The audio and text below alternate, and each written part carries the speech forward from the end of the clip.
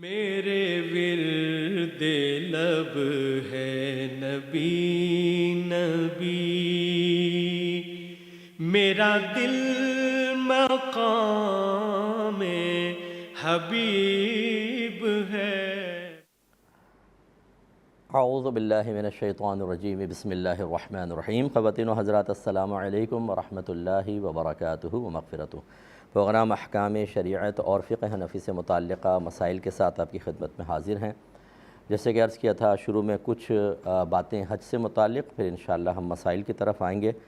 پچھلے پروگرام میں نے آپ کو عرض کیا تھا کہ 8 ذی الحجہ کو حج کا احرام پہنیں گے۔ جو حج تمتع کرتے ہیں کہ عمرہ کر لیا، پھر آپ نے احرام کی پابندی سے باہر ہو گئے اور اب 8 ذی الحجہ کو حج کا احرام پہنا، اور فجر جو ہے وہ مکے میں ہی پڑھتے ہیں، یا اگر آپ عزیزیہ میں ہیں جیسے تو عزیزیہ میں پڑھیں گے، وہ مکے کی حدود میں ہی ہے۔ اور اس کے بعد پھر مینا جائیں گے، وہاں ظہر، عصر، مغرب، عشاء اور اگلے دن کی فجر، یہ 5 نمازیں پڑھنا سنت کریمہ ہے۔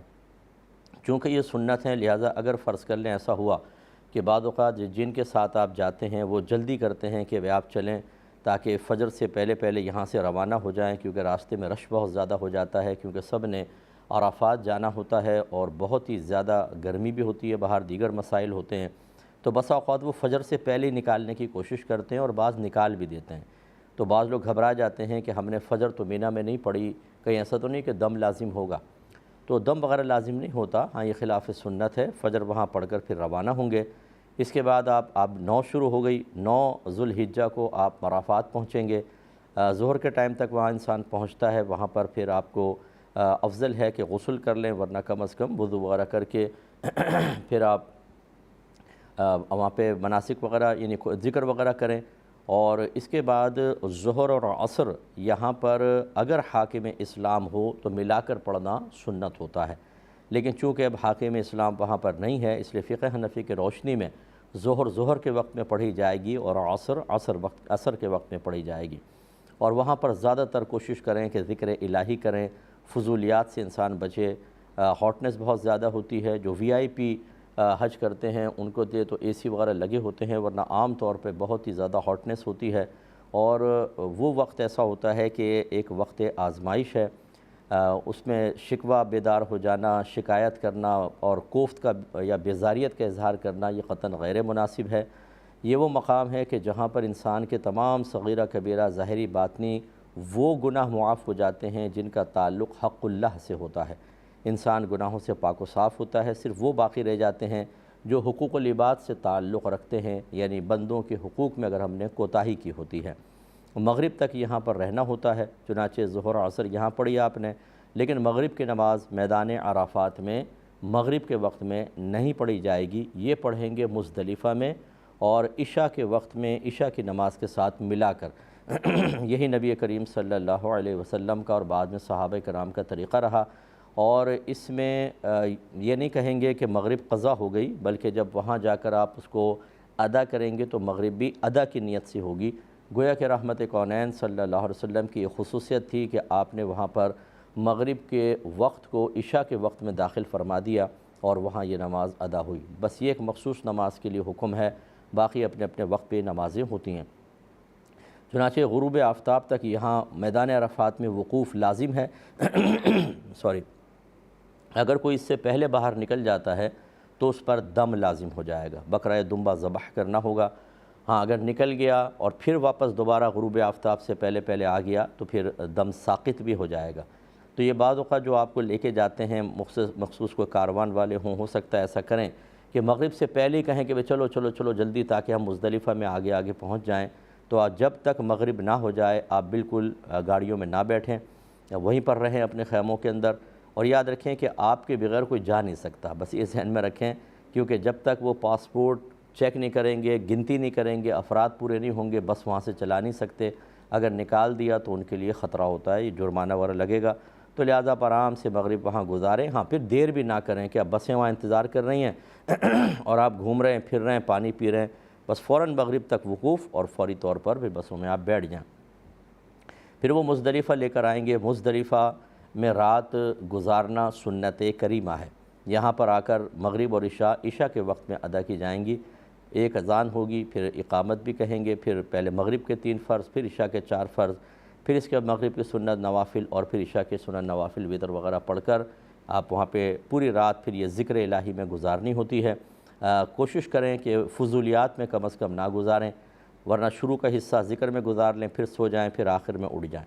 اور اگر پوری رات جاگ سکتے ہیں تو بہت ہی افضل اور اولیٰ اور بہت ہی بہتر ہے۔ بعض بزرگان دین نے مزدلفہ کی یہ رات شب قدر کی رات سے بھی افضل قرار دی ہے، اور وہیں پر کوشش کریں کہ آپ کنکریاں اٹھا لیں، وہاں مل جاتی ہیں، پہاڑوں کے آپ دامن میں چلے جائیں تو آپ کو بہت سی کنکریاں مل جائیں گی، چھوٹے سائز کی، اتنی کہ کھجور کی گٹھلی سے تھوڑی سی بس بڑی ہوں، بہت زیادہ بڑے بڑے پتھر نہ لیں، اور یہ آپ کو لینی ہے۔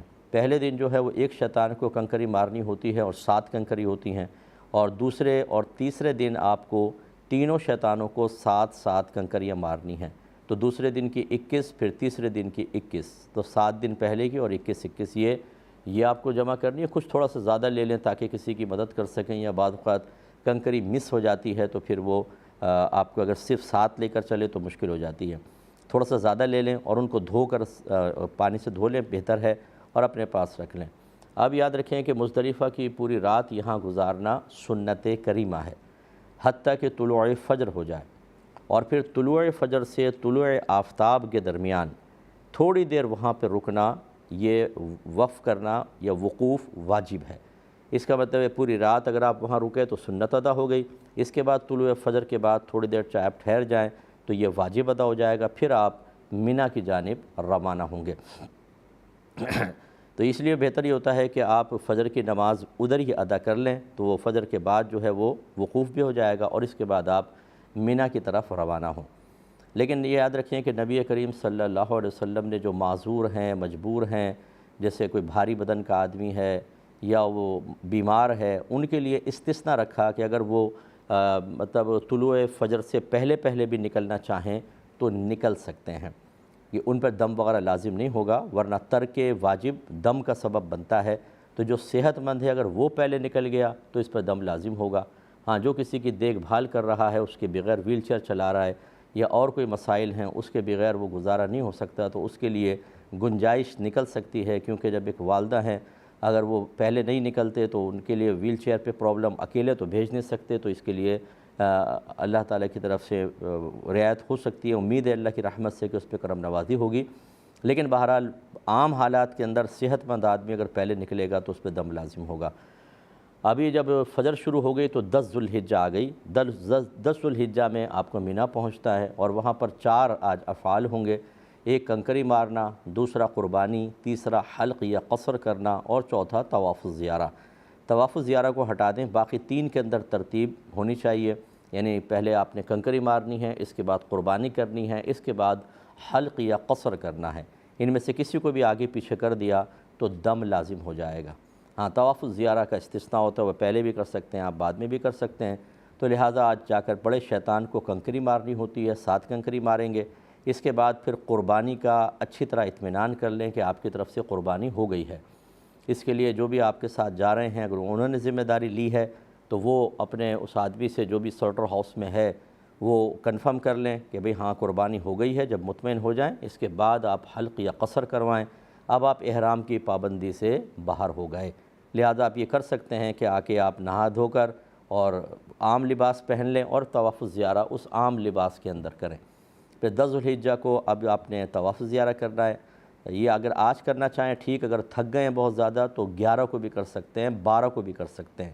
12 کی غروب آفتاب سے پہلے طواف الزیارہ آپ کو کرنا ہے، ورنہ پھر آگے دم وغیرہ کے مسائل ہوتے ہیں، تو لہذا لیکن اکثر لوگ ایسے ہی کرتے ہیں کہ پہلے دن کنکری اور اس کے بعد پھر وہ چاہتے ہیں کہ آج ہی ہم سارا معاملہ کر لیں، رش بہت زیادہ ہوتا ہے تو اگر چاہیں تو آج ہی کر لیں، ورنہ کل اور پرسوں بھی آپ کر سکتے ہیں۔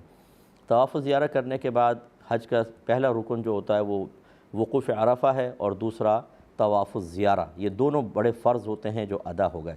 اس کے بعد پھر آپ کو 11 اور 12 کی مزید رمزی کرنی ہے، یعنی کنکری مارنی ہے۔ اس میں جو ہے پہلے دن جو ہے وہ تو طلوع آفتاب کے بعد وقت شروع ہوتا ہے اور اگلے دن کی فجر تک رہتا ہے۔ آپ دن میں بھی مار سکتے ہیں، اور اگر دن میں بہت زیادہ رش ہے، آپ پریشان ہیں تو رات میں بھی آپ مار سکتے ہیں کنکری، اس میں کوئی مسئلہ نہیں ہے۔ اور اگلے دن جو ہے وہ زوال کے بعد اس کا وقت سٹارٹ ہوگا، پھر آپ زوال کے بعد سے ماریں، اور دوسرے اور تیسرے دن، اور تینوں شیطانوں کو کنکری مارنی ہوتی ہے، اس سے پہلے مت ماریے گا، اس کے بعد ماریے گا، اور تینوں کو۔ تو 11 اور 12 کو کنکری مار دی۔ اس میں بعض لوگ ایسے ہوتے ہیں کہ جو وکیل بنا دیتے ہیں، کسی کو کہتے ہیں یار ہم نہیں جا سکتے تو آپ ہماری طرف سے کنکری مار دیجیے گا۔ یاد رکھیں کہ بغیر کسی شرعی عذر کے اگر آپ نے کنکری مارنا بالکل ہی ترک کر دیا، یا کسی کو خالی وکیل بنایا، خود نہیں گئے، خود کنکری نہیں ماری، تو یاد رکھیں کہ پھر اس پہ دم لازم ہو جاتا ہے۔ ہاں اگر کوئی بہت ہی بیمار ہے، بہت ہی بوڑھا ہے، اور رش بہت زیادہ ہے، یا ویل چیئر ہوتی ہے جیسے، اور وہ بیچارہ پس جائے گا، بہت زیادہ مسائل پیدا ہوں گے، تو یہ ہو سکتا ہے۔ پہلی بات تو یہ کہ کوشش کریں کہ پھر دن میں نہ ماریں، تھوڑا شام کا انتظار کر لیں، رات کا انتظار کر لیں۔ اگر اس میں بھی پاسبل نظر نہیں آ رہا تو پھر وکیل بنایا جا سکتا ہے، ورنہ عام حالات میں وکیل نہیں بنا سکتے ہیں۔ بعض لوگ یہ پوچھتے ہیں کہ جن کی طبیعتیں عمومی طور پر نازک ہوتی ہیں وہ وہاں پر مسلسل قیام نہیں کر سکتے ہیں، کئی وجوہات ہوتی ہیں۔ بعض ایسے ہوتے ہیں جن کو نیند ہی نہیں آتی کسی کے ساتھ، اور دیگر مسائل ہوتے ہیں، تو لوگ پوچھتے ہیں کہ کیا 11-12 کو منی میں قیام کرنا لازم ہے؟ اگر ہم یہاں سے چلے جائیں اور قریبی عزیزیہ میں اپنے ہوٹل میں چلے جائیں، پھر وہاں سے آ کر ہم کنکری مار جائیں دونوں دن، تو چلے گا کہ نہیں چلے گا؟ تو دیکھیں 11 اور 12 کا قیام منی کے اندر سنت کریمہ ہے، تو یہ سعادت کی بات ہے۔ اگر کوئی شرعی عذر نہیں ہے تو بالکل پورا ٹائم وہاں گزارنا چاہیے، لیکن جیسے کہ شرعی عذر اگر کسی کا ہے تو بالکل وہ عزیزیہ جا سکتا ہے، اور پھر 11-12 کو آ کے کنکری مار لے۔ آخر میں ایک طواف وداع ہوگا، وہ آخر میں کرنا ہوتا ہے۔ تو یہ تھوڑا مختصر سے میں نے طریقہ بتایا، ایک مختصر بریک لیں گے، ہمیں یقین ہے آپ ہمارے ساتھ ہی رہیں گے۔ بسم اللہ الرحمن الرحیم۔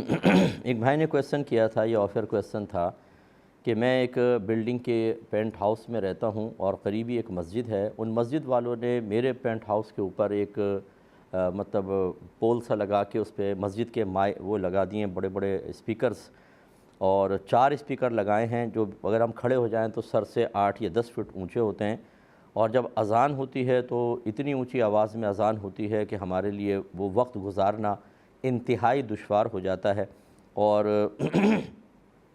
اب ہم منع نہیں کر سکتے، کیا کریں؟ کیا اس طریقے سے مسجد کا ہمارے گھر کے اوپر مائک لگانا شرعاً صحیح ہے؟ اور اگر میں مطالبہ کرتا ہوں کہ یہ آپ مائک ہٹا دیں تو کیا اخلاقاً اور شرعاً مجھے اس کی اجازت ہوگی یا نہیں ہوگی؟ دیکھیں بالکل آپ اس پر آبجیکشن کر سکتے ہیں، اور یہ بالکل غلط طریقہ کار ہے۔ مسجد کا مطلب یہ نہیں ہوتا کہ آپ کسی کی بھی پرائیویٹ پراپرٹی پہ مسجد کی کسی بھی چیز کا تصرف کر سکتے ہیں۔ مسجد کے میناروں پر ہی مائک لگتے ہیں، وہیں لگنے چاہیے، یا اگر وہاں پہ مینار نہیں ہے تو کوئی انتظام کریں، لیکن کسی کے گھر پہ اس طرح لگانا یہ بالکل ٹھیک نہیں ہوتا۔ اور بعض اوقات تو ایسا ہوتا ہے کہ مؤذن صاحب ایک لمبی پہلے صلاۃ و سلام پڑھتے ہیں، بہت لمبا، وہ مائک کھول کر اس کے بعد پھر پوری اذان کے بعد پھر اس کے بعد درود پاک، تو ایک بڑا طویل وقت ہوتا ہے، خصوصاً فجر کے اندر جب کہ انسان نیند کے اندر ہوتا ہے، بچے ہوتے ہیں گھر کے اندر، دیگر معاملات ہوتے ہیں، تو کافی ڈسٹربنس ہو سکتی ہے، جو خاص طور پر آپ کہتے ہیں کہ گھر کے بالکل قریب لگا دیے گئے ہیں۔ تو اخلاقاً بھی آپ کو اجازت ہے اور شرعاً بھی آپ کو اجازت ہے، اور مسجد کی انتظامیہ کو چاہیے کہ حقوق العباد کا خیال کریں۔ ہمارے نبی کریم صلی اللہ علیہ وسلم ارشاد فرماتے ہیں کہ میرا دل چاہتا ہے کہ میں لمبی نماز پڑھاؤں، پھر مجھے مدینے کے کسی گھر سے کسی بچے کے رونے کی آواز آتی ہے تو میں اپنے پیچھے کھڑی اس کی ماں کے قلب کی بے چینی کو محسوس کر کے اپنی نماز کو مختصر کر دیتا ہوں۔ یہ دیکھیں، یہ ہے اخلاق کہ ایک عورت کے لیے صحابہ تو چاہتے تھے سرکار قرات کرتے رہیں، ہم سنتے رہیں، اتنی خوبصورت قرات اور اتنی رحمتوں کا نزول، لیکن نبی کریم صلی اللہ علیہ وسلم صرف ایک ماں کے حق کا خیال کرتے ہوئے کہ وہ پریشان ہوگی، اپنے بچے کی آواز پہچان کر مضطرب ہوگی، اپنی نماز کو ہلکا کر دیں، یہ طریقہ کار ہونا چاہیے۔ تو بہرحال خلاصہ کلام یہ ہے کہ مسجد کی انتظامیہ کو وہاں سے یہ اسپیکرز ہٹانے چاہیے، ورنہ وہ گناہ گار بھی ہو سکتے ہیں۔ یہ بھائی نے فرمایا کہ ایک جانور لیا تھا قربانی کا، پھر وہ بیمار ہو گیا، تو اب ہم دوسرا جانور لانا چاہتے ہیں، تو کسی نے کہا ہے کہ جتنے کا جانور پہلے لائے تھے اتنے کا لاؤ ورنہ تمہاری قربانی نہیں ہوگی۔ تو کیا ہمیں اتنے کا لانا ہوگا یا کم قیمت کا بھی لا سکتے ہیں؟ دیکھیں مسئلہ یہ ہوتا ہے کہ اگر غنی کا جانور مر جاتا ہے تو وہ بالکل لے کر آئے، اس میں کوئی مسئلہ نہیں ہے، اور بہتر یہ ہوتا ہے کہ اسی قیمت کا لائے، اس سے زیادہ بڑا لے کر آئے۔ اور فرض کر لیں کہ اگر اس سے کم قیمت کا لائے تو افضل طریقہ یہ ہوتا ہے کہ جتنا کم لائے اتنی قیمت صدقہ کر دیں، یہ بہتر ہے، افضل ہے، ورنہ یہ کوئی ایسا شرعی مسئلہ نہیں ہے۔ اصل تو جانور یعنی ایسا کوئی مسئلہ نہیں ہے کہ یہ قربانی ہی نہیں ہوگی، جانور ذبح کرنا تھا، وہ بڑے جانور فوت ہو گیا، تھوڑا کم قیمت کا جانور لے آیا تو بہرحال وہ جانور تو لے آیا، وہ غنی ہے اور مالک نصاب ہے، اس پہ قربانی واجب تھی تو اس کا واجب ادا ہوگا۔ یہ کہنا صحیح نہیں ہے کہ اس کی قربانی نہیں ہوگی، تو کم قیمت کا بھی لا سکتے ہیں، لیکن بہتر ہے کہ اسی قیمت کا یا اچھے زیادہ اس سے قیمت کا لے آئیں تو بہت ہی افضل ہے۔ ایک بھائی نے پوچھا تھا کہ بیت المال کسے کہتے ہیں، اس میں کیا کیا ڈونیشن کی جا سکتی ہیں؟ دیکھیں، پہلے بیت المال تو جو خلیفہ ہوتے تھے ان کے ماتحت ہوتا تھا۔ بیت المال کا مطلب یہ گورنمنٹ کا ایک مطلب سمجھ لیں ادارہ ہے کہ جس میں جتنی بھی زکوٰۃ کلیکٹ ہوتی تھی اور مزید چندہ فنڈ وغیرہ کوئی ویسے ہی آ کر دینا چاہتا تھا وہ وہاں جمع ہوتا تھا، اور پھر ان میں بیواؤں کی، یتیموں کی مدد کرتے تھے، مجاہدین کی امداد ہوتی تھی، اس طریقے سے معاملہ ہوتا تھا۔ اب ہمارے ہاں بیت المال کا سسٹم تو نہیں ہے، چونکہ پڑوسی ملک سے ہے، ہو سکتا ہے وہاں پر بیت المال کے نام سے اس طرح کیا جاتا ہو، تو اس میں پھر ہر قسم کا ڈونیشن بالکل آپ دے سکتے ہیں اگر غرباء کی امداد کے لیے قائم ہوا ہے، لیکن یہ بتا کر دینا ہوگا کہ یہ زکوٰۃ ہے، یہ صدقات ہیں، یہ کفارات ہیں، یہ نفلی صدقہ ہے، اور بیت المال کی جو انتظامیہ ہے اسے چاہیے کہ اس پیسے کو اسی شرعی تقاضے کے مطابق خرچ کرے جو اس قسم کے مالوں کے ساتھ وابستہ ہوتا ہے۔ مثال کے طور پہ اگر فدیہ ہے یا زکوٰۃ ہے یا فطرہ وغیرہ ہے تو اس میں شرعی فقیر کو مالک بنانا شرط ہے، اور نفلی صدقہ ہو تو مالک بنانا شرط نہیں ہوتا ہے، لہذا نفلی صدقات تو مطلب ایسی جگہ بھی استعمال ہو سکتے ہیں جہاں کسی کو مالک بنانا لازم نہ آئے، تو اس لیے اس طرح یہ بیت المال اگر کہیں قائم ہے تو ٹھیک ہے، ورنہ یہ پہلے دور میں ہوتا تھا، آج ہمارے ہاں تو نہیں ہوتا ہے۔ یہ بھائی فرماتے ہیں، چلیں پہلے میں کال لیتا ہوں پھر انشاءاللہ اس کا جواب دیں گے یا سوال بیان کریں گے۔ السلام علیکم۔ السلام علیکم۔ جی وعلیکم السلام۔ اچھا، مجھے ایک سوال کرنا تھا کہ ہم نے اپنی گاڑی اپنے بیٹوں کو اور دو دوست اس کو چلانے کے لیے لے گئے تھے، وہ کچھ ایکسیڈنٹ کر کے لے آئے۔ گاڑی اس کے دوست لے آئے تھے؟ ہاں، میرا بیٹا اور اس کے دو دوست چلا رہے تھے گاڑی، اچھا، تو وہ ڈیمیج کر کے لے آئے، گاڑی ایکسیڈنٹ کرا کے ڈیمیج کر کے لے آئے، تو یہ اس کا معاوضہ اس کے دوستوں سے لیں ہم یا نہیں لیں، جائز ہے یا نہیں ہے جائز؟ گاڑی کون چلا رہا تھا؟ میرا بیٹا چلا رہا تھا اور اس کے دوست پہ نا بیٹھے ہوئے تھے، ان کے دوستوں نے ہی کہا تھا کہ گاڑی لے کے چلو، اپنے گھر کی گاڑی لے کے چلو، چلو ٹھیک میرا ہے، بیٹا حالانکہ منع بھی کر رہا تھا۔ چلو ٹھیک ہے، ٹھیک میں بتاتا ہوں انشاءاللہ۔ ایک اور کالر ہیں، السلام علیکم۔ السلام علیکم مفتی صاحب، کیسے ہیں آپ؟ اللہ کا کرم۔ سر میرا ایک کویشچن تھا کہ اگر ایک شخص ہے وہ خودکشی کرتا ہے تو اسلام میں کیا اس کا جنازہ پڑھنا جائز ہے؟ اور دوسری چیز یہ کہ جیسے اس کے کل وغیرہ کا اور دعائے مغفرت ہوتی ہے جی تو یہ کرنا جائز ہے؟ جی، اور میں بتاتا ہوں انشاءاللہ۔ دیکھیں میری بہن، پہلی بات تو یہ کہ فرض کر لیں اگر آپ کے، یہ تو آپ کا بیٹا خود چلا رہا تھا، وہ ڈرائیور ہی ذمہ دار ہوتا ہے، باقی دوستوں نے اگر اس کو ترغیب دی تھی یا فورس کیا تھا یار چلو چلو چلو، تو اس کا مطلب یہ نہیں ہے کہ ان کے اوپر وبال آئے گا۔ اصل فائل آپ کا بیٹا تھا، عمل آپ کے بیٹے نے کیا، اگر وہ گاڑی نہیں چلانا جانتا تھا تو کیوں اس نے گاڑی چلائی، تو بہرحال ان سے تو بالکل کوئی تاوان نہیں لے سکتے ہیں، اگر لیں گے تو یہ گناہ ہوگا اور آپ اس کے ذمہ دار ہوں گے، آخرت میں جواب دہ ہوں گے۔ بالفرض اگر آپ کے بیٹے کے دوست یہ کہتے ہیں کہ یار ہمیں گاڑی دے دیں ذرا، ہم تھوڑا چلانا چاہتے ہیں، تو یہ عاریتاً دینا ہوتا ہے، اور عاریت میں امانت کا تصور ہوتا ہے، اور اگر وہ دوست بالکل صحیح طریقے سے گاڑی چلاتے، ان کی کوئی زیادتی نہ ہوتی، ایکسیڈنٹ ہو جاتا، تب بھی وہ ذمہ دار نہیں ہوتے کہ امین ذمہ دار نہیں ہوتا، یا عاریت پہ جو چیز لی جاتی ہے وہ اس چیز کے ڈیمیجز کا ذمہ دار نہیں ہوتا ہے۔ تو یہاں تو یہ دوسری صورت تو بن ہی نہیں رہی، آپ کے صاحبزادے نے خود چلایا، لہٰذا ایک پیسے کا بھی ان سے مطالبہ کرنا شرعاً جائز نہیں ہے۔ خودکشی دیکھیں حرام اور گناہ کبیرہ ضرور ہے۔ اب اس میں دو صورتیں ہوتی ہیں کہ اگر خودکشی کرنے والے کی خودکشی کا اقدام حلال سمجھ کر ہوا ہے تو پھر وہ دائرہ اسلام سے خارج ہو جائے گا، اور اس صورت میں نہ اس کے لیے دعائے بخشش و مغفرت ہے، نہ نماز جنازہ ہے، نہ اس کو مسلمانوں کے قبرستان میں دفن کیا جائے۔ یہ کیسے پتہ چلے گا؟ فرض کر لیں کہ اس نے کوئی تحریر لکھ دی، اس نے پہلے کوئی ویڈیو بیان جاری کر دیا تھا، یہ لوگوں کے درمیان کہتا تھا کہ میں خودکشی کو حلال سمجھتا ہوں، اور پھر اس نے خودکشی کی تو پھر یہ حکم شرع ہوگا۔ لیکن اگر کوئی ایسی کوئی ہمیں نشانی نظر نہیں آئی کہ حلال سمجھ کے کیا ہے، تو پھر ہم یہی گمان کریں گے اور یہی حکم ہوگا کہ اس نے حرام سمجھ کے کیا ہے، کسی وجہ سے بس وہ ڈپریسڈ تھا تو اس نے کر لیا۔ ایسی صورت میں یاد رکھیں کہ خودکشی کرنے سے وہ مسلمان ہی رہے گا، کافر نہیں ہو جائے گا، لہٰذا پھر اس کی دعائے بخشش، اس کے لیے دعائے بخشش و مغفرت بھی ہو سکتی ہے، آپ اس کے لیے اصالِ ثواب کر سکتے ہیں، اسے غسل دیا جائے گا، کفن ہوگا، نماز جنازہ اور مسلمانوں کے قبرستان میں ہی دفن کیا جائے گا۔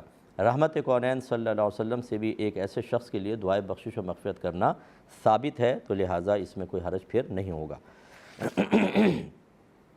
ایک بھائی نے کویسچن کیا تھا کہ آج کل یہ سوشل میڈیا پہ بہت چل رہا ہے کہ اگر چائے میں مکھی گر جائے تو اس کو ایک ڈبو دو، پھر اس کو نکال کر پھینک دو، کیونکہ مکھی کے ایک پر میں شفا ہوتی ہے، ایک میں بیماری ہوتی ہے، وہ پہلے بیماری والا پر گراتی ہے تو اس کو ڈبو دو تاکہ شفا والا پر اندر جائے اور اس کے برے اثرات ختم ہو جائیں، اور اس کے بعد اس چائے کو پی لو۔ کیا یہ صحیح بات ہے؟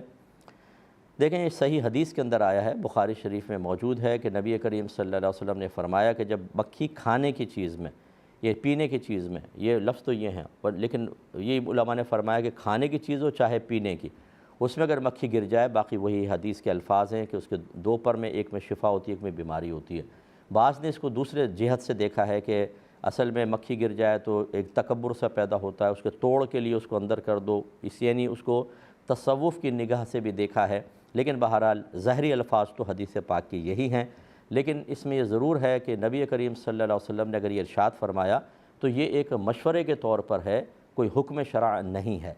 یعنی بعض اوقات نبی کریم الفاظ ایسے استعمال کرتے ہیں کہ ہمیں لگتا ہے کہ حکم دیا جا رہا ہے، لیکن وہ حکم نہیں ہوتا بلکہ وہ ایک مشورہ سا ہوتا ہے، یعنی اس قول پر عمل کرنا مستحب ہوتا ہے، نہ کریں تو گناہ گار نہیں ہوں گے۔ لہذا بعض افراد ایسے ہوتے ہیں کہ اس طرح کی کوئی چیز گر جائے تو وہ اس کو نظافت کے خلاف سمجھتے ہیں اور طبیعت مائل نہیں ہوتی کہ پھر اس کو پئیں۔ تو بالکل اگر کسی کی ایسی ہے تو مکھی نکال کر پھینک کر آپ اگر چاہیں وہ چائے نہ پئیں، لیکن اس کو پھینکیں نہیں، کیونکہ نبی کریم صلی اللہ علیہ وسلم نے بہرحال اس چائے کو پینے کے بارے میں فرمایا، اگر آپ پھینک دیں گے تو یہ اسراف ہوگا۔ اس صورت میں آپ یہ کر سکتے ہیں کہ کوئی بھی ایسا غریب آدمی کوئی نظر آئے، تو آپ کو چرسی موالی یا بہت سارے باہر نظر آ جائیں گے، انہیں بغیر بتایا وہ چائے دے سکتے ہیں۔ اور یہاں یہ نہیں چلے گا، یعنی یہ کوئی نہ کہے کہ یار تم اپنے لیے تو پسند نہیں کر رہے، دوسروں کے لیے پسند کر رہے ہو، یہ ضابطہ قاعدہ ہر جگہ نہیں ہوتا ہے۔ اگر آپ ایک 1000 کا سوٹ لائے، ایک مالکن لے کر آئی، تو کیا ماسی کے لیے بھی 1000 کا سوٹ لے کر آئے گی؟ یا 1000 کا سوٹ لائی، ایک 400 روپے کا سوٹ ہے، ماسی کو دینا ہے، تو پھر کیا 1000 والا سوٹ اس کو دے دے اور 400 والا خود رکھے؟ کیونکہ جو اپنے لیے پسند کر رہی ہے اس کے لیے پسند کر رہی ہے، ہر جگہ ضابطہ نہیں چلتا ہے۔ لہٰذا اسراف سے بہتر یہ ہے کہ کسی اور کو دے دیں، اس کو تو پتہ نہیں وہ پی جائے گا، آپ کے لیے نہ اس میں کوئی گناہ کا پہلو ہے نہ کچھ، کیونکہ خود پی لیتے، یہ بھی سرکار نے ارشاد فرمایا، تو لہٰذا اس میں کوئی گناہ یا کراہت کا پہلو نہیں ہے، ضائع کرنے سے بہتر ہے کہ اس کو دے دیا جائے۔ ایک مزید مختصر سا بریک لیں گے، ہمیں یقین ہے آپ ہمارے ساتھ ہی رہیں گے۔ بسم اللہ الرحمن الرحیم۔ ایک کویسچن بھائی نے کیا تھا کہ ہمارے یہاں اگر انتقال ہو جائے تو کہا جاتا ہے کہ 40 دن تک گھر میں ٹی وی نہیں چلے گا، تو ایسا منع کیوں کرتے ہیں اور کیا حکم شرع ہے؟ دیکھیں، یہ اپنے پاس سے منع کرتے ہیں، کوئی شریعت نے اس کا مطالبہ نہیں کیا۔ ہاں، اگر کوئی یہ کہنا چاہتا ہے کہ ٹی وی میں خرافات نہیں چلیں گی تو وہ کسی کے انتقال یا 40 دن کے ساتھ محدود نہیں، خرافات تو پھر عام دنوں کے اندر بھی منع ہوں گی۔ اور اگر کوئی کہتا ہے کہ 40 دن تک کوئی مذہبی پروگرام بھی نہیں چلے گا، کوئی اچھی بات یا قرآن پاک کی تلاوت تک آپ نہیں سن سکتے، تو بالکل بھیجا سکتی ہے خواہ خواہ کی۔ تو خلاصہ کلام یہ ہے کہ شریعت کی طرف سے تو کوئی منع نہیں ہے، کیونکہ نبی کریم صلی اللہ علیہ وسلم کے دور میں نہ ٹی وی تھا، نہ قرآن کے اندر ٹی وی کا ذکر ہے، یہ تو بعد کا ہی مسئلہ ہے، یقینی سی بات ہے، اور اس میں کوئی ایسی شرعی وجہ نہیں ہے کہ جس کی بنا پر منع کیا جائے کہ گھر میں مطلقاً ٹی وی نہیں چلے گا، تو اس لیے اس کی کوئی رعایت کرنے کی ضرورت نہیں ہے۔ یہ کہتے ہیں، بعض لوگ کہتے ہیں کہ ٹی وی شیطان کی مثل ہے، کیا یہ بات صحیح ہے؟ دیکھیں، ہو سکتا ہے کسی نے ٹی وی یا سوشل میڈیا یا میڈیا کے برے نتائج کو دیکھ کر اور غلط قسم کے پروگرام کی وجہ سے نتیجہ مرتب کیا ہو کہ ٹی وی گھر میں ایک مثل شیطان کے ہے، کیونکہ جب تک آپ بند رکھیں گے تو بہرحال وہ تو شیطان کی مثل کیسے ہو سکتا ہے؟ چلائیں گے تبھی ہوگا، اور اگر اس کے اندر اچھے مذہبی پروگرام ہیں، اصلاحی پروگرام ہیں، تربیتی پروگرام ہیں، اس کو شیطان کی مثل کہنا یہ تو بالکل حماقت کی بات ہوگی۔ ہاں، یہی ہو سکتا ہے کہ کوئی خراب چیز اس کے اوپر دیکھیں گے تو پھر یہ ٹی وی جو ہے ایک شیطان کی مثل کردار ادا کرے گا، یہ کہہ سکتے ہیں۔ باقی بہرحال بہت سارے لوگ ایسے ہوتے ہیں جو بغیر سوچے سمجھے اس قسم کی باتیں کہتے ہیں، اور وہ پبلک کے اندر اپنی پر اثر تقریروں کے ذریعے ایک اثر قائم کر لیتے ہیں۔ بات بالکل کمزور ہوتی ہے، ویک ہوتی ہے، لیکن لہجہ، جوش، جذبہ اور خواہ کی ایک غیر ضروری بات کو ضروری بنا کر پیش کرنے کا فن چونکہ جانتے ہیں، تو لوگ ان کی باتوں سے متاثر ہو کر اسی قسم کے خیالات کے حامل ہو جاتے ہیں۔ آج ٹی وی کی وجہ سے، جیسے خاص طور پہ آپ کیوں ٹی وی دیکھیں کہ اتنا علم عام ہوا ہے کہ میں آپ کو بتا نہیں سکتا ہوں. یہ جن بیچاروں کو معلوم ہی نہیں ہوتا، جو ایک محدود دائرے کے اندر کام کر رہے ہیں، انہیں کیا پتہ کہ دنیا میں کیا ہو رہا ہے. صحیح بات یہی ہے، وہ چاہے کوئی برا نہ مانے، لیکن مطلب جس کو اپنے صرف محلے کا اور مسجد کا ہی پتہ ہو، اور باقی وہ نہ ٹی وی کو تو شیطان سمجھتا ہے، تو گھر میں تو ٹی وی ہوگا ہی نہیں بالکل، تو پتہ نہیں ہوگا کیا خبریں چل رہی ہیں کیا نہیں چل رہی. اور نہ یہ پتہ ہوگا کہ اس طرح کے بہت سارے دینی پروگرام جب انسان کرتا ہے، یا ویڈیوز ہوتی ہیں اور آڈیوز ہوتی ہیں، یا سوشل میڈیا پہ بیان ہے، اس سے کیا انقلاب پیدا ہو رہا ہے اس کو نہیں معلوم، تو وہ تو ایسی باتیں کرے گا. ذرا اپنے خول سے باہر نکل کر آ کر اور واقعی اپنے عرف پر گہری نظر ڈال کر اگر دیکھیں گے تو ایک بڑا انقلاب پیدا ہوا ہے. ماشاءاللہ میں تو تقریباً یہ 23واں سال ہے میرے پروگرام کو. جتنے مثبت اثرات میں دنیا کے اندر پروگرامز کی وجہ سے دیکھ رہا ہوں، وہ لوگ جانتے ہیں کہ جو واقعی ایسی نظر رکھتے ہیں. بہت تبدیلیاں پیدا ہوئی ہیں، لہٰذا اس طرح بغیر سوچے سمجھے جملے کہنا قطعاً غیر مناسب ہے، یا پوری وضاحت کے ساتھ کہے جائیں. ایک کالر ہمارے ساتھ ہیں. السلام علیکم. وعلیکم السلام. مفتی صاحب گزارش یہ ہے، ہمارے ایک بزرگ تھے تو وہ فوت ہو گئے ہیں. ان کے علاوہ 4 بھائی تھے اور ایک بہن تھی. بہن بھی فوت ہو گئی ہے، ان کے بچے بھی نہیں تھے، اور ان کی مسز بھی جو ہیں انہیں چھوڑ کے چلی گئی تھی. طلاق ہو گئی تھی؟ طلاق ہو گئی تھی. اور اس کے بعد جو ہے جی اب ان کو فوت ہوئے تقریباً 1 سال 2 مہینے ہو گئے ہیں. پچھلے سال 10. بس آپ بتائیں، فٹافٹ مسئلہ بتائیں، چھوڑ دیں، تاریخ سے مجھے کیا لینا، بتائیے. تو اس میں اپنا وہ ایک بھائی صاحب نے تقاضا کیا ہے اس کی جائیداد کے حصے کا. بس ٹھیک ہے، میں جواب دیتا ہوں انشاءاللہ. ایک یہ بھائی نے کویسچن کیا تھا کہ کہتے ہیں کہ جی بکرے کو خصی کرنا یہ ایک عیب ہے، اور اگر عیب ہے تو کیا ایسے جانور کی قربانی ہو جائے گی؟ دیکھیں، جو خصی کرنے کو عیب کہے خود اس کے اندر عیب ہے. علمی عیب ہے، جہالت کا عیب ہے، مسائل کو نہ سمجھنے کا عیب ہے. یہ زیادہ تر وہ لوگ ہوتے ہیں جو نہ عالم ہوتے ہیں، نہ مفتی ہوتے ہیں، نہ انہوں نے کچھ پڑھا ہے. وہ دوسروں کی تحقیقات کو اپنی تحقیقات کر کے بیان کر رہے ہوتے ہیں. چیلنج ہے میرا، ورنہ اپنی تحقیق بیان کر دیں. جتنا دوسروں نے غور و تفکر کر کے نتائج مرتب کیے ہوتے ہیں، اس نکلے ہوئے نتائج کو نکال کر انہیں اپنا بنا کر پیش کرنا، یہ آج کل سوشل میڈیا پر عام ہے، اور اس سے وہ بزرگی حاصل کرنے کی کوشش کر رہے ہیں اور اسی میں ٹھوکر کھاتے ہیں. نبی کریم صلی اللہ علیہ وسلم نے 2 خصی بکروں کی دمبوں کی قربانی کی ہے.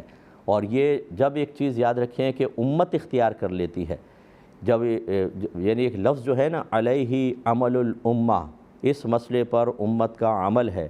امت سے مراد اس میں علماء بھی ہوتے ہیں، بڑے بڑے مفتیان کرام، عوام الناس کی اکثریت کسی چیز پر عامل ہو جائے. یاد رکھیں، زبردست قسم کی مستقل خود ایک شرعی دلیل ہوتی ہے. تو اس لیے ہماری عوام کی اکثریت دیکھیں خصی بکرے لے کر آتی ہے، ان کی قربانیاں کرتی ہیں.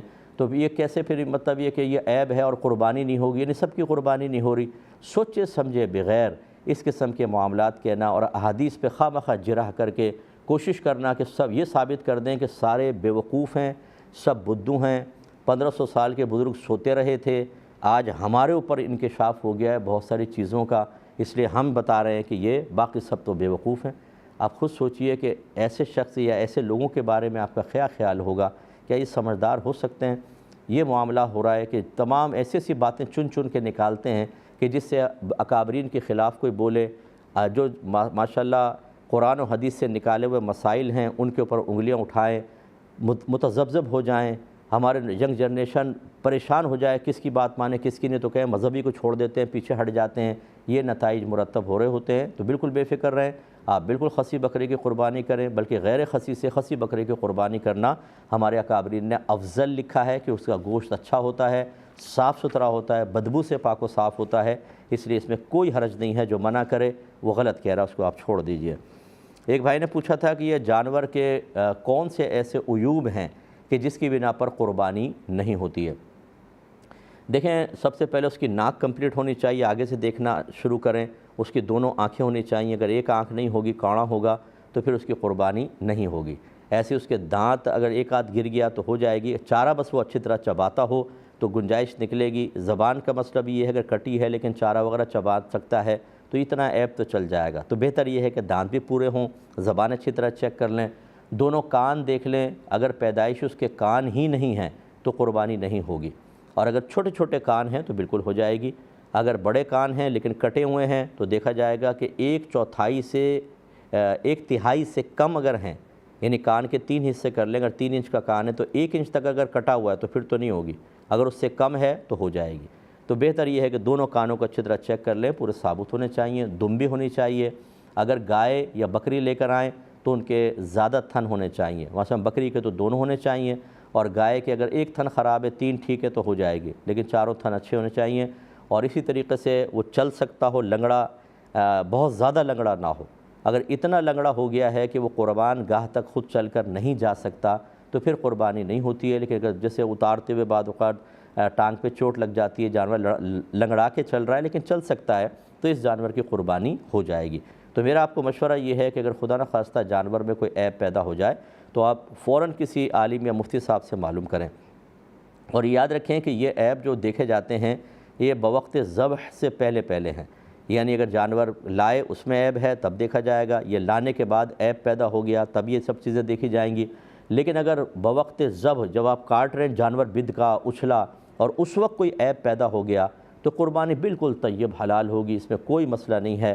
مثلا سینگ ٹوٹ گیا اس کا اور بالکل جڑ سے ٹوٹ گیا عین ذبح کے وقت، تو اب یہ عام حالات میں ہوتا، یعنی پہلے ہوتا تو اس جانور کی قربانی نہ ہوتی، لیکن اب اس صورت میں قربانی ہو جائے گی۔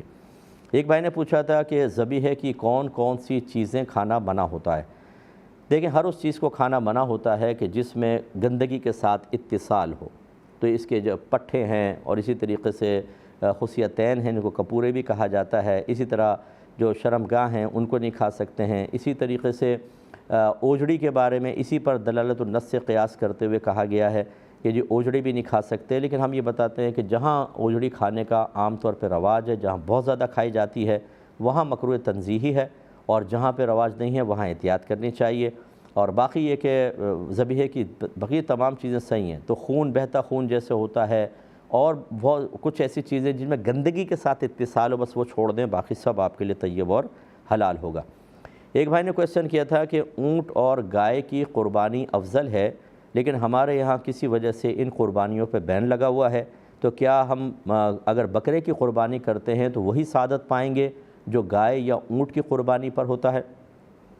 دیکھیں، گائے یا اونٹ کی قربانی کو افضل نہیں کہا، بلکہ یہ کہا گیا ہے کہ افضل یہ ہے کہ بڑا جانور ہو، زیادہ گوشت والا ہو، یہ اس وجہ سے کہا جاتا ہے، ورنہ اونٹ یا گائے کی قربانی فرض کر لیں گائے بیمار ہیں یا کوئی مطلب کام کی نہیں اور بکرا اعلیٰ نسل کا اور زبردست قسم کا ہے تو پھر تو اس کی قربانی افضل ہوگی۔ تو یہ مطلقاً افضلیت کا حکم نہیں ہوتا ہے، اس کی فربہی کی وجہ سے کہا جاتا ہے۔